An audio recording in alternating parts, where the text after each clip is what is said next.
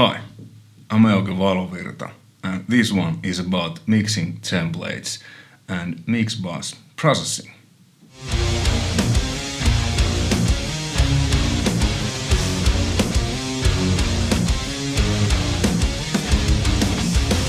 Why mixing templates? Well, it makes recording, mixing, songwriting, etc. a lot easier. And Mixbus processing, at least to me, it makes mixing quite a bit easier. I can get, radio ready results like just from the get-go, and I don't have to do necessarily that much of processing to individual tracks with my Mixbus processing. Okay, let me show you my template. I have a couple which I mainly use, and let's open this one. CYHRA Link in One template. It's a song from our forthcoming album. The working title was Linkin One. Doesn't really sound like Linkin Park, or maybe in a way, but when you write songs, you gotta have working titles. So this was I just named it Linkin One. So everything is here. Demo guitar. When I write songs, I might try different stuff, and when we're working with the next CYHRA album, while I'm mixing, I might feel that, okay, this is missing maybe one guitar part, and this demo guitar track is there, so I can just, put this on and try different stuff. Here's the drum bus. From the pre-productions we've been using MIDI drums, and everything is here ready, all the buses, individual tracks. So when I start to mix, I just import tracks here, and then I have certain stuff what I use a lot of, like dimension decoders on bass, little bit chorus on guitars, little bit event-out harmonizers on lead guitars usually. Here's vocal processing, everything is here ready, so it's really easy to just start working. And it's the same when you're writing. When I write songs, I have a different template. There isn't that much vocal tracks or anything. There's just basic drum track, bass tracks, couple of guitar tracks, and that gets me going. So makes work a lot easier and faster when you don't have to create tracks every time, but you just open a template and everything is there ready. Okay, so this is the session and the song, and as you can see, it looks pretty much like the template, because the template was made of this. And the lyrics, they are just mumbo jumbo, so this is a demo version, please keep that in mind. And the melodies are kind of like, they were not, Jake just pretty much, sang whatever came to his mind first, and it's actually pretty good, but the final version, it's better. But anyway, this is, so let's listen first the song a little bit.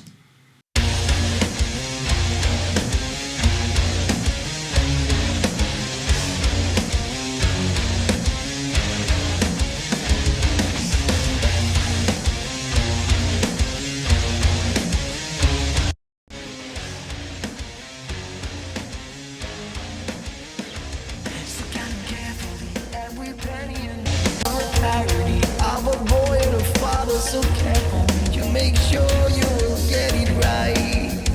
To know where to begin, I'm in a left is wrong from the father side. To know where to begin, still might have been all the world is another time.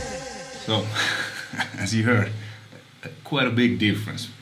The volume comes from the millimeter, so let's just actually do this so we're not fooled by the loudness. So I'm gonna gain match the limiter.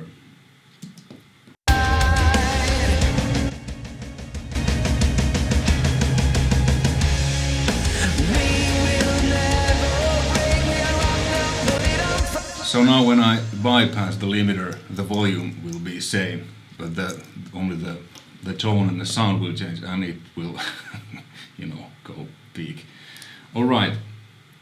Let's start from the beginning. What I have there. The first thing is I'm using this Softtube's Console 1 mixing system, which I absolutely loud.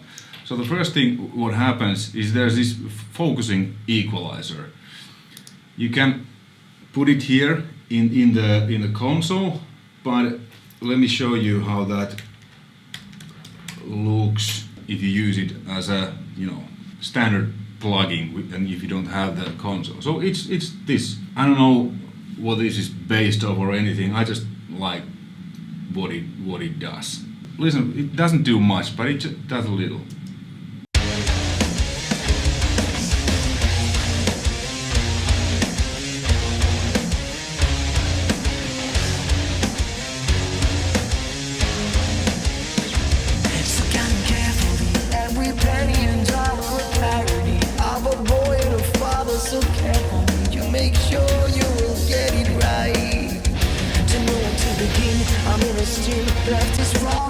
So it just adds this kind of shine in there, that kind of high shelf thing. The third thing is tape simulator, soft tubes tape simulator. Let me show you. It looks like, because I have the same on drum bass, like this.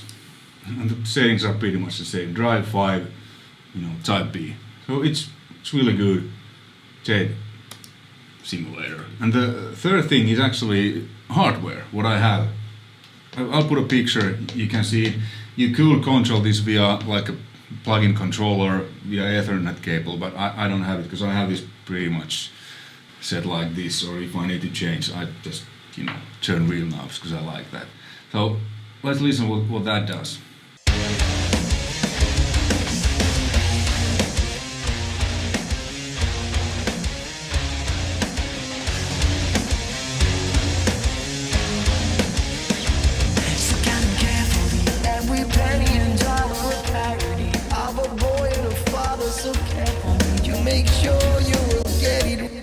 So it's a Tegler Audio Manufacture's Creme RC, which is a SSL style bass compressor, stereo compressor, and Pultec style EQ.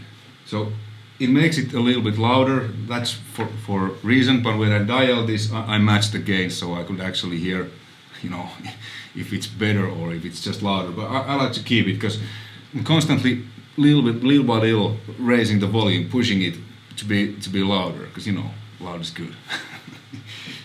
It's compressing only a few dBs, so it kind of glues the mix together.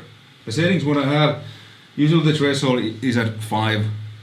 I dial that according to the mix, but usually it's around that, sometimes lower, sometimes more, so that I can get around 2 to 3 dB of compression.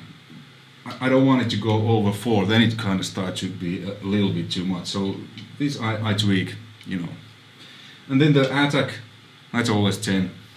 The release, it's usually on auto. Sometimes I use it on the cream, that's Tegler's own. It kind of makes the highs a little bit more, emphasizes them, and makes the lower maybe a little bit tighter, but I like the auto. And the ratio is 4:1, and then the sidechain low cut is at 60 Hz. So it doesn't cut anything from 60 Hz, but the compressor doesn't react anything below 60 Hz. So if I would have this off, then the compressor would react to the kick drum, to the lows more, and it could make it like pumpy. In kind of EDM and stuff, you kind of want that, but I want, because I'm doing mostly rock and metal, I want the sound to be like, so it's not pumping, so that the kick isn't triggering the compressor. And then the EQ, now the compressor is on, let me engage the EQ.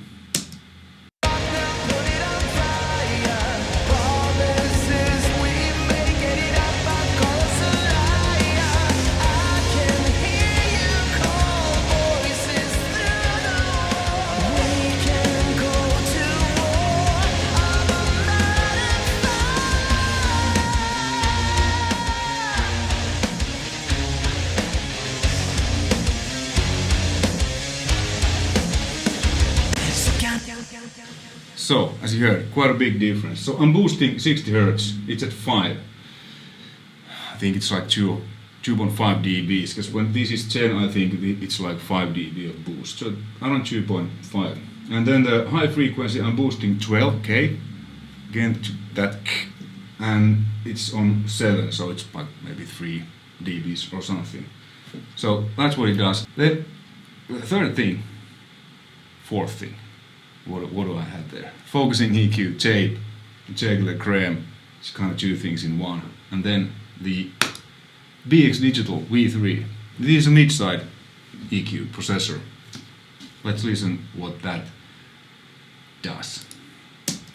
Penny and dollar parody of a boy and a father so careful. You make sure you will get it right.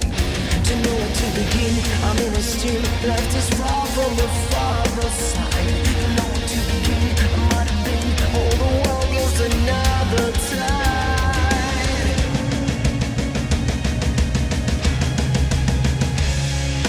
We will never break. So it widens the whole mix a little bit, and then on the mono section, which affects mono signal, so the signal that it's on both, equal on both speakers, there's two speakers, which means that, which is pan center, kick, snare, bass, vocals. It's bass shift, so it kind of adds this bump in there and then makes this, carved out, so it makes it a little bit more, hit here. And then on the sides, I boosted the, what do I have there? 9K, and it's a shelf, 1.4 dB. So it just, so sides means that what's on the other speaker but not on the other, which means that, which is, panned hard left stereo. It's like, guitars, left and right guitars. They are in the both channels, but they are different. So this is affecting the sides. So let's listen once more. Let's take actually this lead part.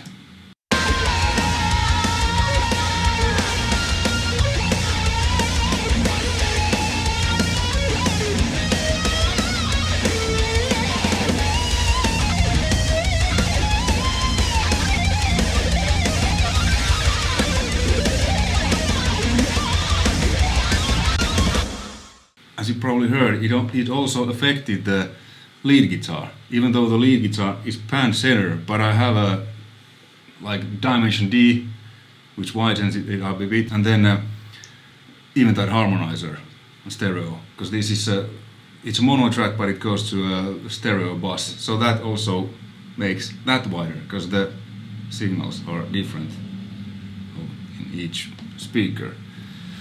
So that's the thing.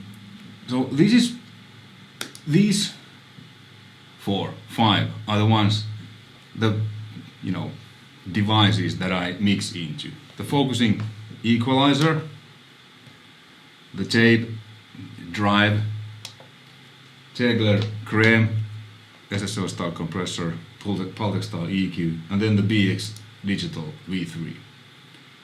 Now I've been having this limiter here, because without it, it's quite a huge volume change, but I don't mix into this limiter.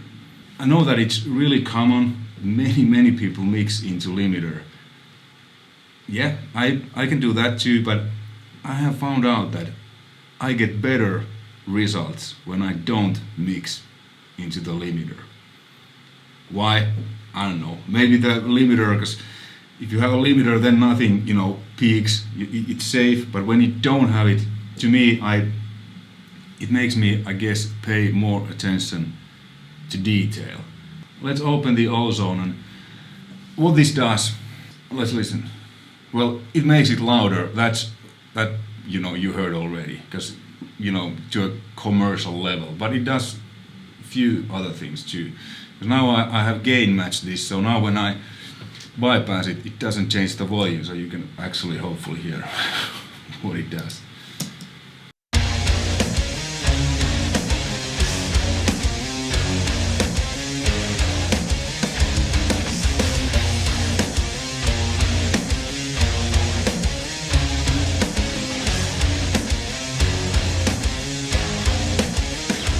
So kind of carefully, every penny and dollar a parody of a boy and a father so careful. You make sure you will get it right. a steam, left is raw. It doesn't do that much. No, I mean, it tames down the peaks or really highs. You heard when I took it off, they were a little bit like all over there. With the limiter, it was, you know, more controlled. And then I also have this low end focus here, which is set to, so it only affects, you know, from 0 to 20 to 50 hertz. A little bit punch. It just makes it tighter. I'm not sure actually what this does. Is it like a compressor or whatever? But I just like what it does. So let me take that on and off so you hear. Left is raw from the father side. Nowhere to begin, I might have been. All the world goes another time.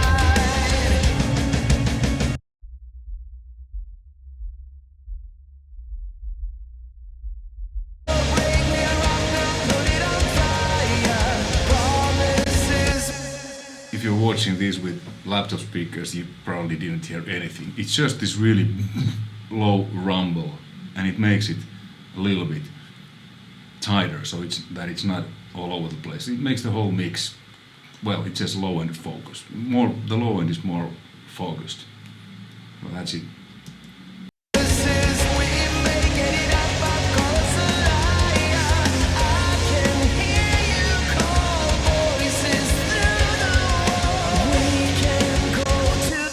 As you hear, there's not that much difference when I disengage or engage the limiter, because I haven't mixed to it. Some limiters, they change the sound a lot and they squash it and, you know, makes it distort, but this Isotopes Ozone 9, this is the best limiter I have tried and used, especially the IRC4 Classic mode. This is really CPU heavy, but it's really good. I don't know what it does, it's some algorithm. And then True Peak limiter on. Character, it's quite fast, not extremely fast. And the transient, this means that it treats the sides a little bit differently. Just to me, it's more kind of vivid, the whole mix. It's a little bit the same thing when I'm doing a, let's say, parallel drum compression. I always have it on dual mono, so it treats the sides differently. This treats them just a little bit differently. And then this transient emphasis, I don't know really what it says, control the amount of emphasis given to transients through the limiting process. So to me this just makes it sound like more like that there isn't a limiter. Because sometimes the limiter can really squash your snare and stuff. Because let me show you, you can see how where it kind of grabs, it's pretty much the snares.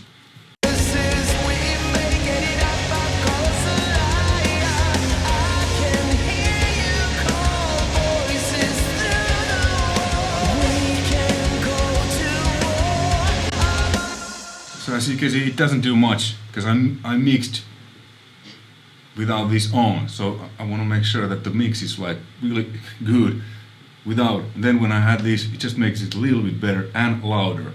Let me take off the gain match so you hear how much louder it is.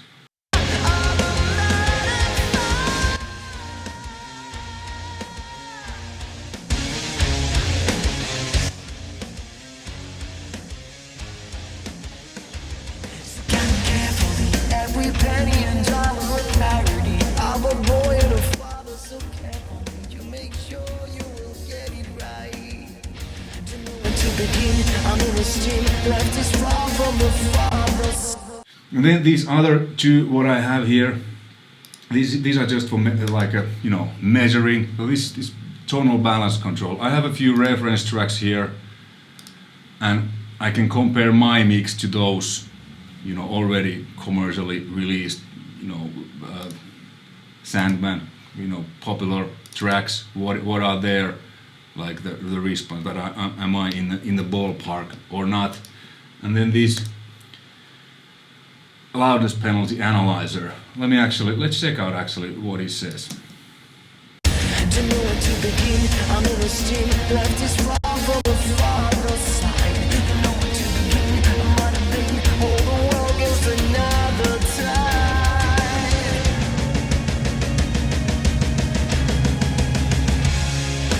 We will never break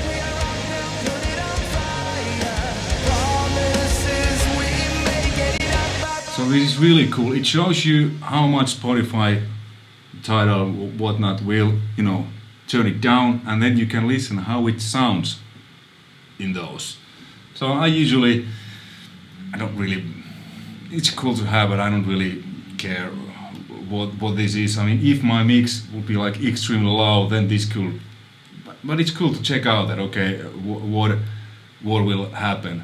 But there's just a figure. So if it sounds good, it's good, whatever this says. But it's cool to listen, how it will sound on streaming services. So this is just for measuring purposes.